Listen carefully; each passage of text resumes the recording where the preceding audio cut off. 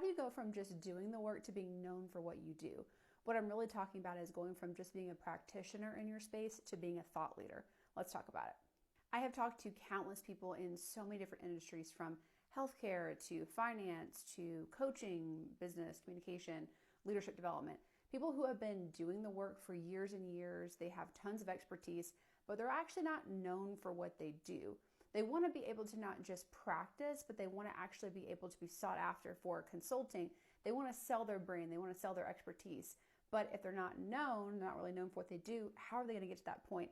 This entire series I'm about to start doing is going to help you go from point A, which is, yes, I'm good at what I do, but nobody knows about it, to point B, which is going to be, I'm sought after for this. People want to bring me in to consult. They want to learn from me. They're willing to pay me for my brain, for my expertise.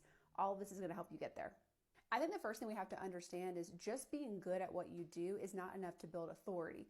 In some cases it is. Sometimes you're able to get some business from word of mouth. People hear about you and they talk about you, and that brings you credibility and authority. But in the digital space that we're operating in now, and what you're probably trying to do, if you want to launch a course, you want to launch a consulting business, you want to be able to have people bring you in for speaking engagements, whatever it is, however you want to sell your brain, sell your expertise, whatever that looks like, just because you might be known in your circles or even, locally, that's not enough to get you authority, which is what you really need if you want to become a thought leader. I think there's three main things people need to think about to go from just doing the work to being known for it and being sought after for their own thought leadership. And that's defining your lane, pinpointing your expertise, and finding your voice. Defining your lane is really easy. What is your specific area that you really, really want to focus on? So your industry is probably pretty vast. You might actually have very vast expertise. You might have expertise in more than one area, but what do you really want to be known for? What do you want to talk about? What do you want to educate on? What do you want to be sought after for knowing and being an expert in? Define that first before you really start to launch a personal brand, trying to build online credibility, any of those things. Define that first. Now, once you've defined that, it's time to really pinpoint where your expertise lies. So you're defining what you want to talk about, what you really want to be known for, but then where does your expertise cross over into that? For instance, we had this amazing client in the past couple of years who was a doctor. He was just a practicing physician, fantastic. Patients loved him. He did great work.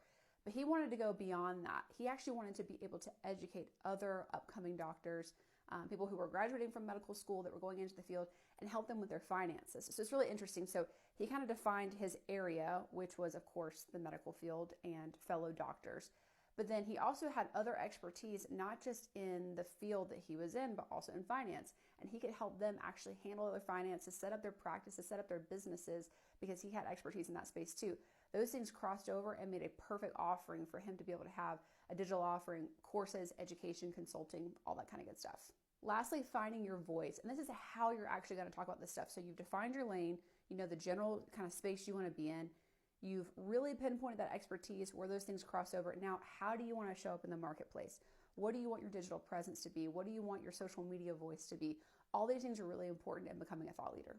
This is just part one of a full series I'll be doing on this. So again, if you are somebody who you have expertise, you've been practicing in your space for a long time, it could be anything from, like I said, marketing, healthcare, tech, finance, coaching. You could have been a corporate leadership development professional, whatever your space has been. HR is another great one that I've seen work really, really well.